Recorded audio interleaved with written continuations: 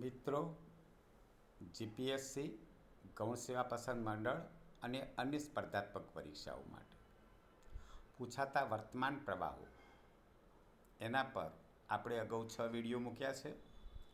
આજે 7મો વર્તમાન પ્રવાહનો વિડીયો જોઈએ.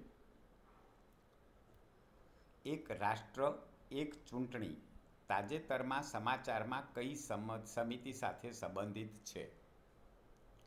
એક રાષ્ટ્ર એક ચૂંટણી તાજેતરમાં સમાચારમાં કઈ સમિતિ સાથે સંબંધિત છે?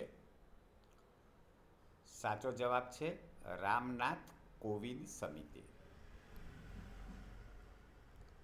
એના વિશે થોડીક માહિતી જાણીએ તો કેન્દ્રીય કેબિનેટ ભૂતપૂર્વ રાષ્ટ્રપતિ રામનાથ કોવિંદની આગેવાની હેઠળ ઉચ્ચ સ્તરીય હાઈ લેવલ કમિટી દ્વારા સૂચવ્યા મુજબ લોકસભા, રાજ્યસભા, વિધાનસભા અને સ્થાનિક સંસ્થાઓ માટે એક સાથે ચૂંટણી કરવાની ભલામણને મંજૂરી આપી હતી.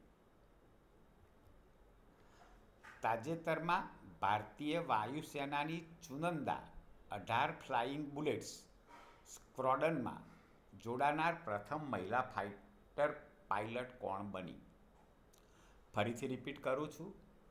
તાજેતરમાં ભારતીય વાયુસેનાની ચુનંદા 18 ફ્લાઇંગ બુલેટ્સ સ્ક્વોડ્રનમાં જોડાનાર પ્રથમ મહિલા ફાઇટર પાયલટ કોણ બની?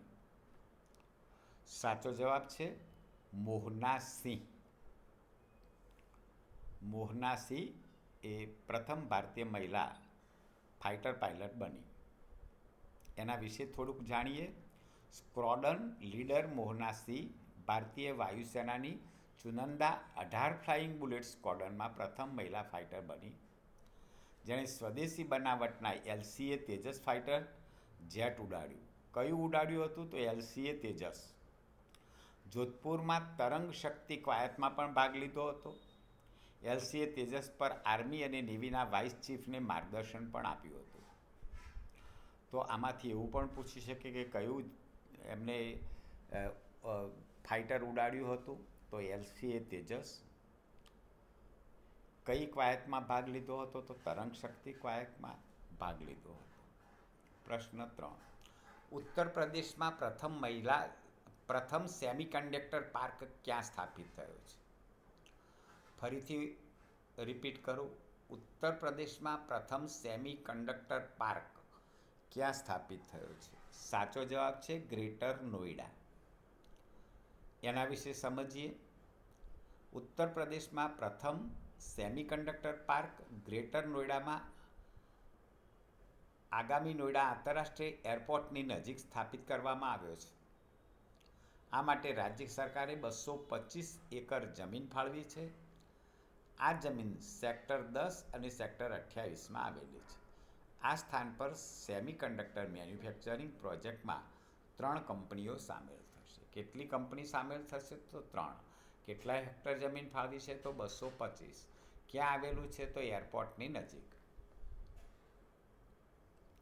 પ્રશ્ન 4.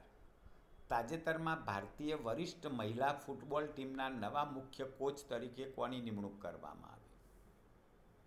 ફરીથી રિપીટ કરું. તાજેતરમાં ભારતીય વરિષ્ઠ મહિલા ફૂટબોલ ટીમના નવા મુખ્ય કોચ તરીકે કોની નિમણૂક કરવામાં આવી?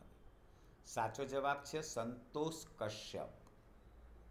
સંતોષ કશ્યપની ભારતીય વરિષ્ઠ મહિલા ફૂટબોલ ટીમના નવા કોચ તરીકે નિમણૂક કરવામાં આવી. એના વિશે સમજીએ.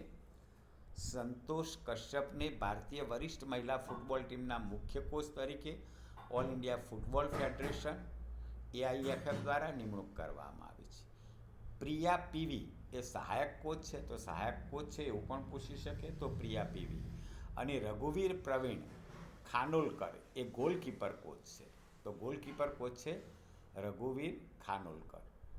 કશ્યપનું પહેલું કાર્ય 17થી 30 ઓક્ટોબર દરમિયાન નેપાળના કાઠમંડુમાં યોજાનારી મહિલા ચેમ્પિયનશિપ હશે. ચેમ્પિયનશિપની તૈયારી માટે 20 સપ્ટેમ્બરથી 29 સભ્યોની ટીમ ગોવામાં તાલીમ લેશે. પ્રશ્ન 5. આયુષ્યમાન ભારત દિવસ દર વર્ષે કયા દિવસે ઉજવવામાં આવે છે? આયુષ્યમાન ભારત દિવસ દર વર્ષે કયા દિવસે ઉજવવામાં આવે છે? સાચો જવાબ છે 30 એપ્રિલ. એના વિશે સમજીએ.